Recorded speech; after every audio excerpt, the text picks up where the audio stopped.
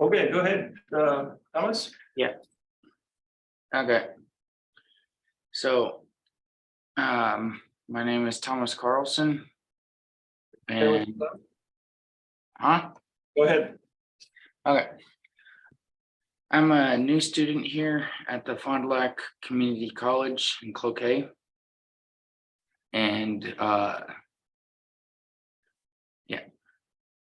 I'm just gonna read it off the computer. Yeah.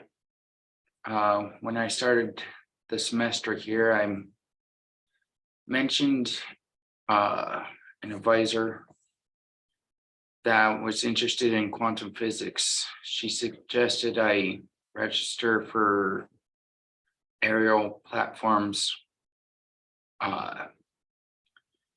with run by Steve Island, our advisor for the Thunder. One moment. Oof. No, my bad. For the Thunder Rocketry Club here at school. At the start of the semester, a group of students and Steve were discussing possibly entering the Midway high-powered competition that was going on right now at the time. The two challenges that we were thinking of in the competition were the steer rocket towards the landing spot on the ground and also keeping the rocket standing upright after it landed. In the end, the students and us decided not to officially enter the team in the Midwest competition. But I was interested in the challenges.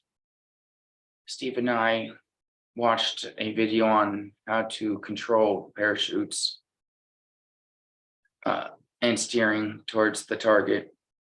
But later we mainly focused and talked on brainstorming on how to keep the rockets upright while landing.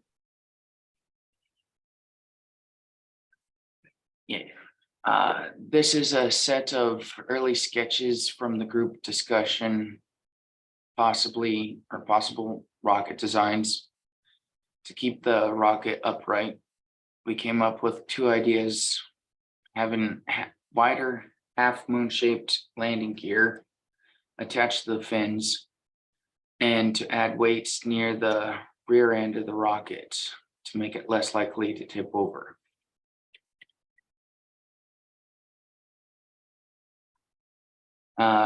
First idea that we came up in the discussion was to make the rocket with a sort of a round half moon shape to the bottom of the landing gears, fins, whatever.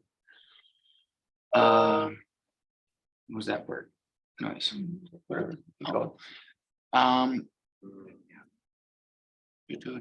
Yeah, maybe have extensions like landing legs out from the fins so that the rocket would tend to rock back and forth after landing and hopefully stay upright.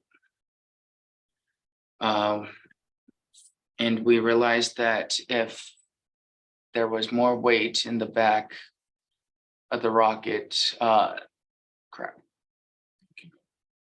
Yeah,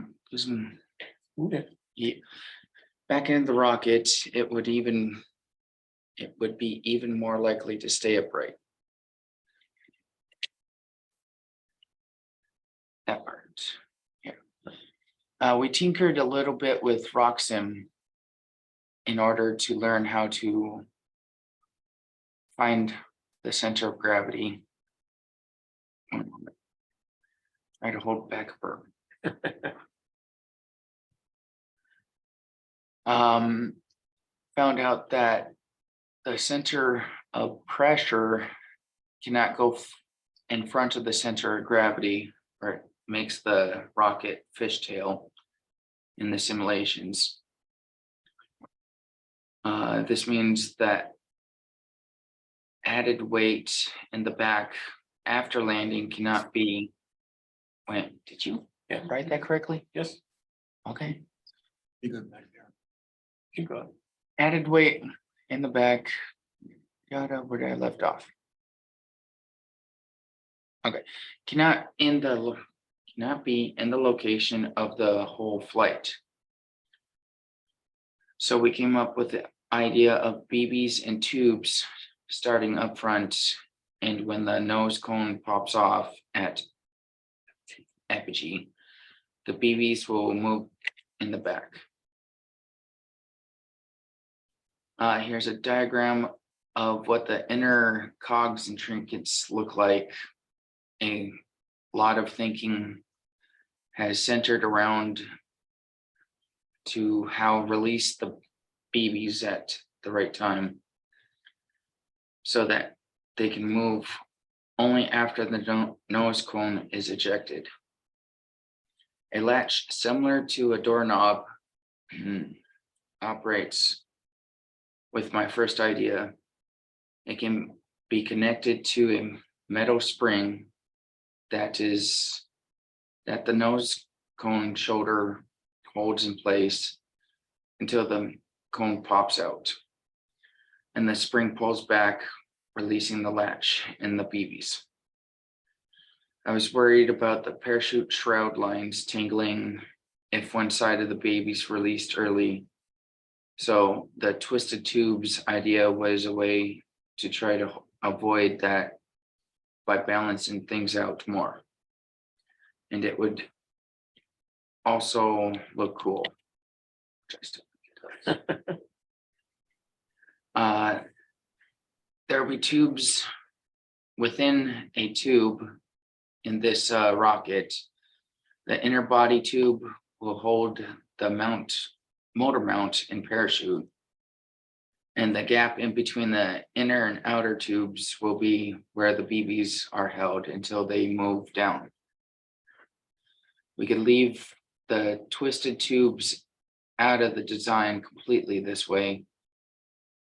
We can also have some extra weights that stay permanently in the position near the top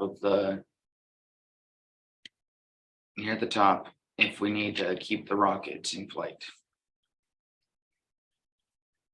We do realize that we have to work hard on the latch idea for keeping the BBs in place for the rocket for the first part of the flight.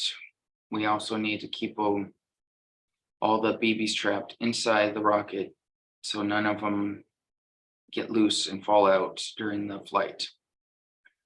But we also need a way to load the BBs before launch and remove them from the back end of the rockets after a flight. We need to figure out what diameter this rocket should be and create a detailed RockSim model of it and simulate flights. Then we hope to build and test BB release design ideas, but have no timeline on that right just yet. A lot of work time remains. And that one. Yeah. Okay. Good job. Back to you. Okay, that's the end. Yeah, that is the end. Okay, thanks a lot. So we're still working on sound here. I think between these two next presentations, I'm going to run and get some other speakers so that I have more sound up front so we can really project more sound back. But let's take any questions on this particular project. Dave? Very interesting idea. I'm curious if the use of BBs that run into any regulatory issues. Okay, so the question is, are you going to have the safety people on your back? Is there regulatory issues associated with BBs or moving BBs in flight? Have you asked anybody or looked into that? Well, I think I asked Gary Stroik, and he might have uttered that famous phrase that always comes up when I'm around it has disaster written all over it, but Okay, so Gary Stroik helps us organize competitions and he's kind of our in-house safety officer. There are people behind him who have to sign off too, but Gary has some reservations. But Gary will also help us try to do things, interesting things. And so this is not dead in the water yet, but in fact, I think this is a very interesting idea, but I'm not 100% sure it's going to make it to flight.